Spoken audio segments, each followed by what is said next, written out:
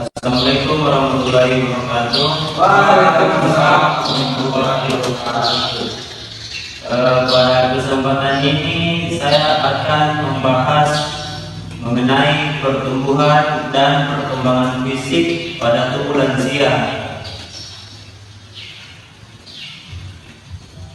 Penuaan adalah proses alami yang disertai berbagai perubahan fisik, termasuk perubahan pada komposisi tubuh. Berikut adalah beberapa perubahan yang terjadi pada komposisi tubuh lansia. Yang pertama adalah penurunan massa otot. Seiring bertambahnya usia, massa otot secara alami berkurang. Hal ini terjadi karena tubuh memproduksi lebih sedikit protein dan lebih sulit untuk membangun otot baru. Penurunan massa otot dapat menyebabkan kelemahan dan kesulitan dengan aktivitas sehari-hari. Faktor-faktor yang dapat mempercepat penurunan massa otot pada lansia termasuk kurangnya aktivitas fisik, pola makan yang buruk, dan penyakit yang kronis. Saya akan melanjutkan materi dari Adrian, yaitu yang kedua, peningkatan massa lemak. Lansia cenderung memiliki lebih banyak massa lemak daripada orang dewasa. Ini terjadi karena tubuh membakar lebih sedikit kalori dan lebih mudah menyimpan lemak. Peningkatan massa lemak menyebabkan obesitas yang merupakan faktor risiko untuk berbagai penyakit kronis seperti penyakit jantung, stroke, dan diabetes. Faktor-faktor yang mempercepat peningkatan massa lemak pada lansia termasuk kurangnya aktivitas fisik, pola makan tidak sehat, dan perubahan hormon. Yang ketiga yaitu penurunan kepadatan tulang, dalam kurung osteoporosis. Tulang lansia menjadi lebih rapuh dan mudah patah karena kepadatan tulang menurun. Hal ini terjadi karena tubuh memproduksi lebih sedikit kolagen dan darah tulang. Demikian dasarnya. Ini saya akan melanjutkan materi dari saudara Akmal, yaitu perubahan fungsi memberi kepada lansia. Yaitu yang pertama, penglihatan. Di dalam penglihatan itu dia terbagi ada beberapa. Yang pertama, menurunkan ketajaman penglihatan. Lansia sering mengalami penglihatan yang kabur, terutama untuk melihat objek dalam jarak dekat.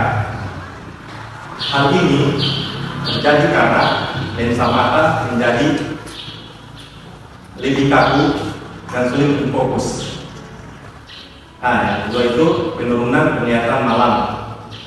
Lansia juga sering mengalami kesulitan melihat dalam kondisi cahaya redup. Hal ini terjadi karena retina mata menjadi lebih sensitif terhadap cahaya.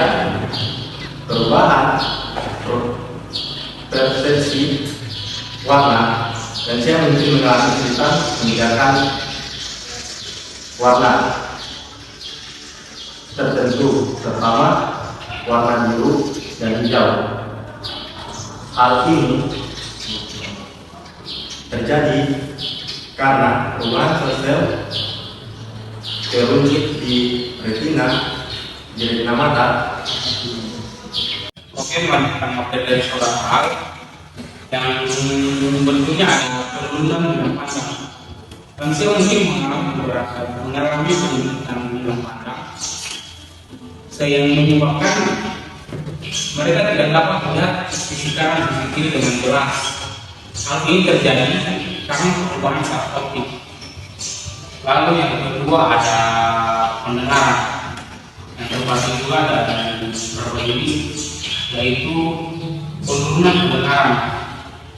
Lansia sering mengalami kesulitan mendengar suara yang pelan ataupun suara yang berfrekuensi tinggi. Hal ini terjadi karena kerusakan pada sel-sel rambut di telinga bagian dalam. Lalu ada tinnitus. Lansia mungkin mengalami telinga berdengung atau suara bising di telinga. Hal ini dapat disebabkan oleh kerusakan pada sel-sel rambut di telinga bagian dalam atau oleh faktor lainnya seperti tekanan darah tinggi atau diabetes.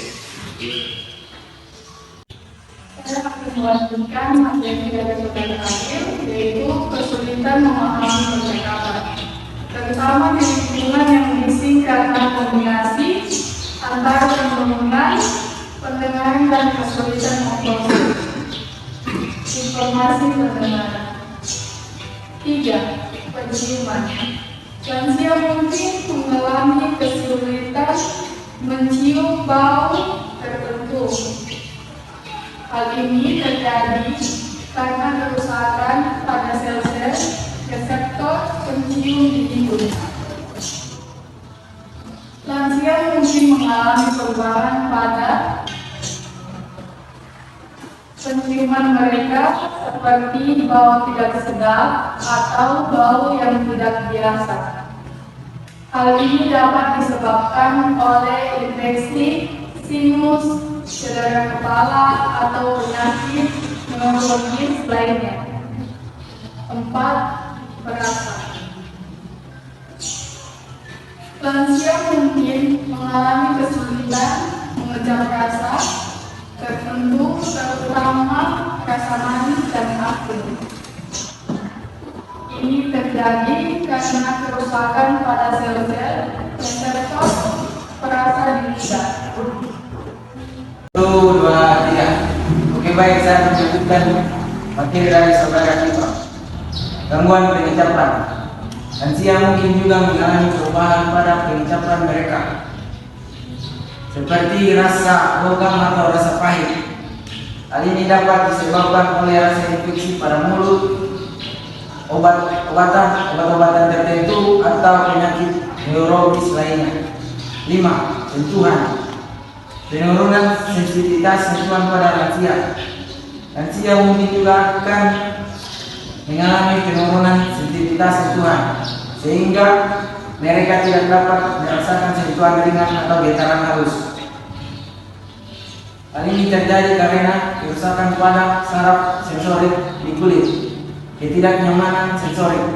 Lansia mungkin juga mengalami rasa kesemutan, mati rasa pada kulit. Hal ini dapat disebabkan oleh diabetes, neuropati.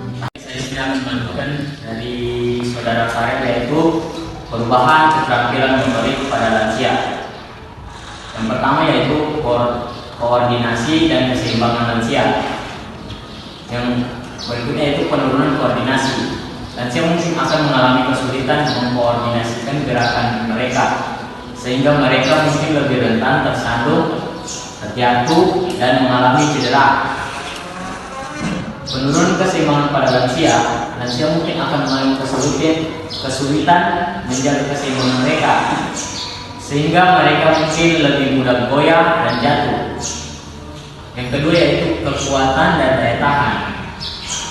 Penurunan kekuatan otot pada lansia akan mengalami penurunan massa otot dan kekuatan otot seiring bertambahnya usia.